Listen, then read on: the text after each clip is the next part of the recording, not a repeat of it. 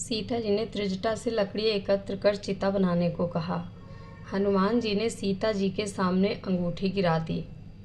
लंका पहुंचकर हनुमान जी अशोक वाटिका में गए और वहां पर जानकी जी की स्थिति देखकर दुखी हुए।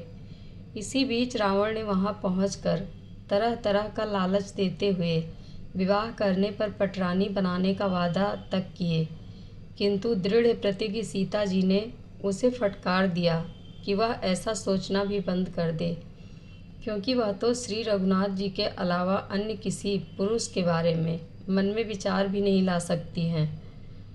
उसने वहाँ की सुरक्षा में तैनात राक्षसियों को 1 माह में राजी कराने का आदेश दिया और चला गया।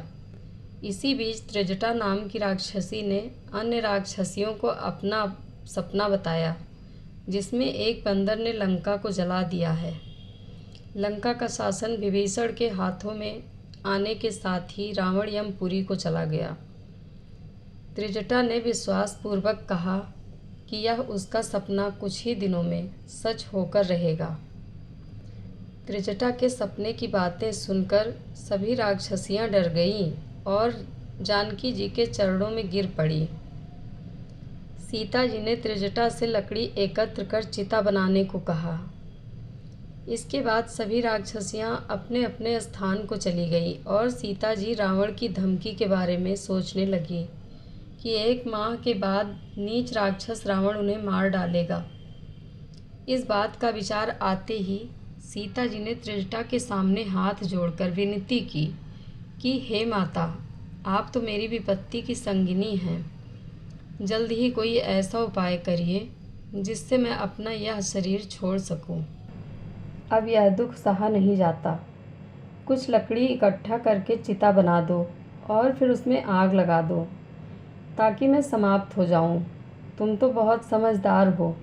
रावण की दुख देने वाली वाणी अब इन कानों से सुनी नहीं जाती। त्रिजटा ने सीता माता को समझाने का प्रयास किया।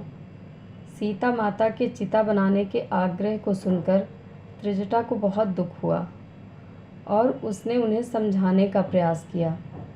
सीता माता के चरण पकड़ते हुए प्रभु श्री राम के प्रताप, बल और सुयश के बारे में बताया कि हे सुकुमारी, सुनो, रात के समय आग नहीं मिलेगी।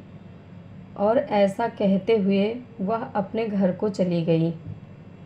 सीता जी मन ही मन कहने लगी कि हे विधाता, मैं क्या करूं?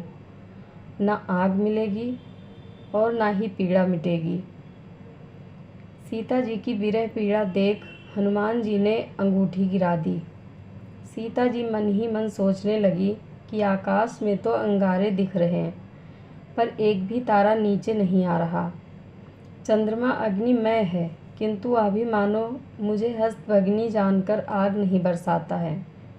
इसके बाद उन्होंने अशोक के पेड़ को संबोधित करते हुए कहा कि हे वृक्ष, तुम ही मेरी विनती सुनो। मेरा शोक हर कर अपना नाम सत्य करो। सीता की विरह पीड़ा पेड़ के पत्तों के बीच छिपकर बैठे हनुमान जी से भी नहीं देखी गई और उन्होंने वहीं से अंगूठी गिरा दी। कथा अच्छी लगे तो कमेंट बॉक्स में अपनी राय ज़रूर दें। धन्यवाद। जय श्री राम।